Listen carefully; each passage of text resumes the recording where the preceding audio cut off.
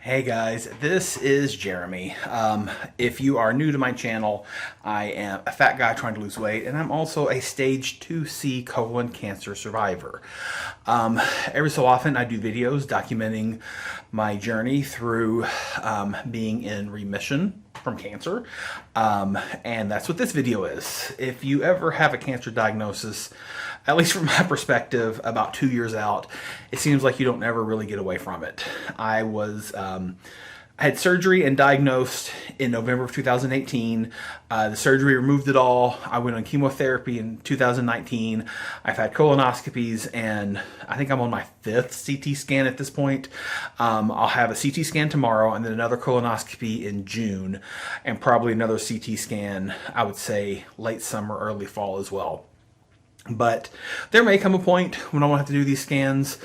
I do not have a good insurance policy. I am very grateful that where I get my medical care is letting me pay things off without interest very slowly. I do have insurance, so I'm not going to say I don't have insurance at all, but I have a high deductible plan. And I rack up several $1,000s in medical bills pretty much every year. This is not a poor, pitiful me case. I am grateful that I have insurance and am able to pay for my care because I know a lot of people can't. So I am grateful for that. Tomorrow I'll be having my blood work, labs done.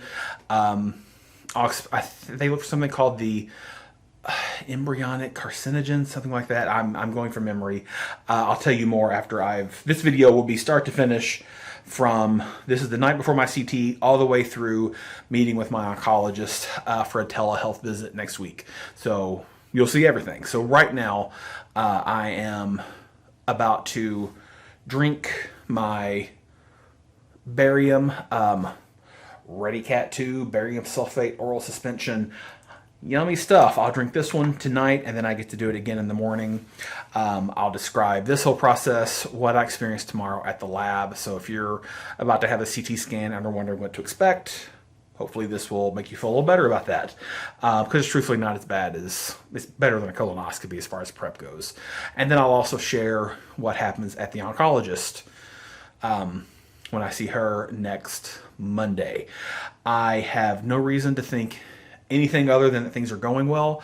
I feel fine. I have no pain. My energy levels are good. I feel better now than I have actually in a while.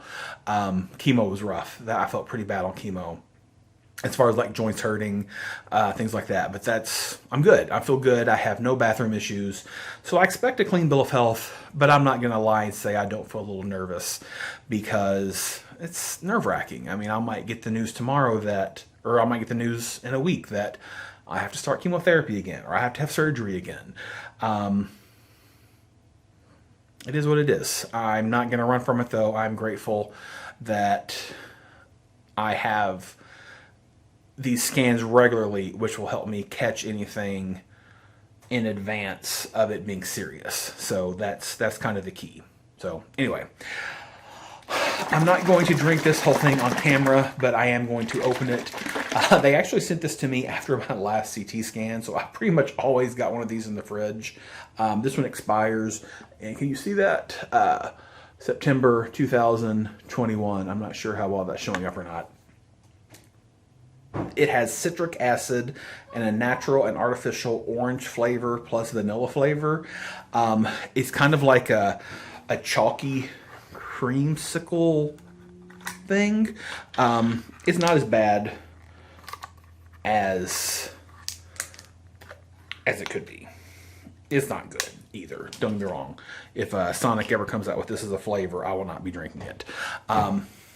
If you are doing this, word of advice, drink it as cold as you can. And for me, I like to drink it with a straw. This is like, it's a big floppy flexible straw, but it helps me get it down a lot quicker. So first big drink. So the best analogy I can think of is somebody mixed orange, vanilla, chalk, and mint into like a really odd milkshake texture that's somehow both thick and watery at the same time. It's not good, but I've never gagged doing this. It's not good, but it's bearable. I have heard some people I've heard that people have issues with the texture of this more than the taste. But there are two types of CT. There's a lot of types of CT scans, but there's a contrast one, which is where you have to drink this, and then a non-contrast. So I always do the contrast. This one you have to take it at least 3 hours. I'm not a doctor, so talk to your doctor. But from my perspective, you have to take this at least 3 hours before your first scan.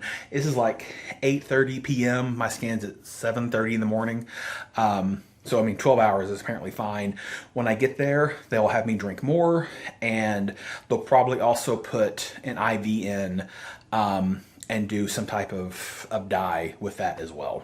But here we go.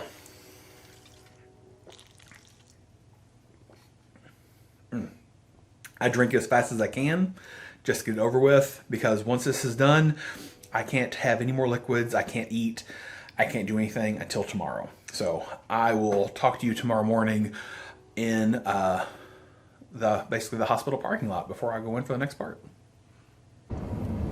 Alright guys, so it is 8:37 in the morning. I got here a little bit after 7 a.m. this morning. I had at the facility where I'm at currently, of course we're still in the middle of the pandemic. You have to call in if you're a lab patient. You wait in the car for in my case, it was about 5 minutes before I was called in. I had my x-ray done first. I had to have a chest x-ray. And then from that, I went to have my blood work done. I had blood work done every time as soon as my blood work was done, I then got to drink half of a bottle of the Prep again. I'm a little queasy just even thinking about it right now, because basically I've had nothing to consume except the barium Prep since last night. I had to sit for like 45 minutes, then I went in for my CT scan. Before they did that, I had to have the other half of the bottle, and it's just sitting like a rock on my stomach. I always hate having this done, but like the Prep for a colonoscopy is worse, but as soon as the colonoscopy is over, like you feel fine, everything is great. This one, I feel gross for a couple hours. Not terrible. Like I'm working from home today, but if I had to go into the office and work today, I could. It's not that bad. But I can only share my experience with the CT scan, which I want to talk about very briefly. First of all, I'm 6 foot tall, 460 pounds. I'm a big dude, and I fit in the CT donut just fine. I've never had an MRI, which I know is fully enclosed, but with this, it's literally the CT machine here anyway. It looks like a gigantic donut. I'm at a different facility than I usually go to. At the one I usually go to, there's like a really nice mural above it for you to look at. It's like hot air balloons. It's a photo of hot air balloons with like a light on the other side. So it's kind of nice to look at. This one didn't have that, but what they did have here, which I appreciated, was they had a countdown clock, because you have to hold your breath when you're having your CT scan done. So I've got, you can see where they put I had an IV for the contrast.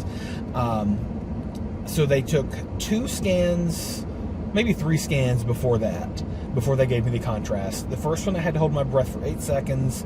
The next one I had to hold my breath for 6 seconds. And the last one I had to hold my breath for 16 seconds, which 16 seconds is longer than you think.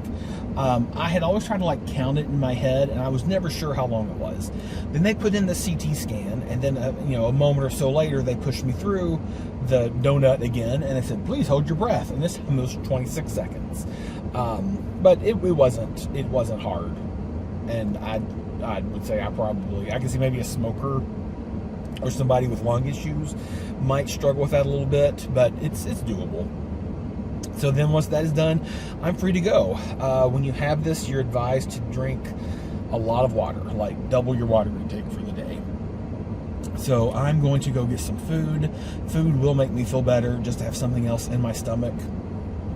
And then I'll spend the day, today's working on my syllabi and course calendars and drinking tons of water. So at this point, I'm now waiting to go to my oncologist. Oh, sorry, that was a barium burp. That wasn't fun.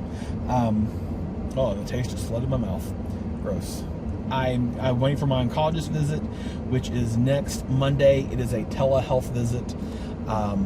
Hopefully, good news. So You keep watching, and I'm about to tell you what happens at the oncology visit. Hey guys, so I have had my oncology telehealth visit, and thank you, Jesus, everything looks good. She said my scan and my x-ray showed no signs whatsoever. My carcinoembryonic antigen level, which is 0.6. She said that's as good as it could be. And she said that I'll need to come back in 6 months for some more blood work, where they'll check my CEA and just kind of do a basic metabolic panel again. And I'll have another visit with her around July. I think it's July 16th when it's scheduled for. But other than that, I may start doing scans like once a year, which is tremendous news. I have a colonoscopy in June. Of course, I'll talk all about that then. And then I'll have blood work in July. And then at that point, maybe I can transition to scans only once a year, which will be a great thing, because last year I had like 3 or 4. So this is awesome news. But she said everything's looking good. So I feel very confident that the chemo I took last year definitely helped things out. And things are going really well. So I feel really good. That's just a load off every time. It's such a relief. So thank you so much. If you're going through this, please shoot me an email, leave me a comment. I'm happy to share my thoughts. I know it's scary if you are on the other side of this, but it's good to either know so you can do something about it, or even better, to find out that there are no problems at all, and then you can stop worrying. So, all right, guys, thanks for watching. Let me know if I can help you out.